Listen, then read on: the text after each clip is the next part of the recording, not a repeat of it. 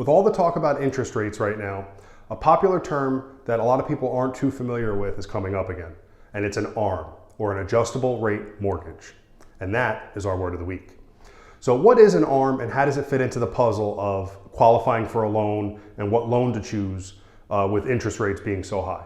An adjustable rate mortgage, in essence, is a mortgage that starts out at below current prevailing rates and goes up after a few years to whatever the rate is at that time.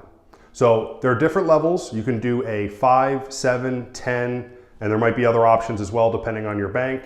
5, 7, or 10 year term, where the first 5, 7, or 10 years are at a subprime rate.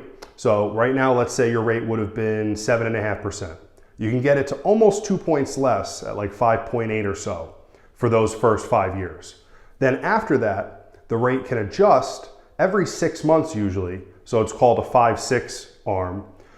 Every 6 months thereafter, it will adjust to whatever the rate is at that time.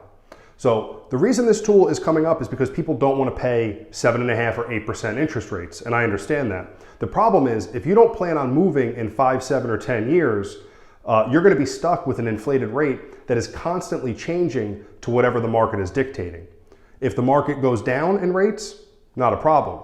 But if it stays the same or goes up, you're stuck with that payment and you'll have to be forced to sell. So keep that in mind when you're shopping around for your loan. An ARM works for some people, but it's not a product I would push on everyone because of that uncertainty down the road. And that is our word of the week.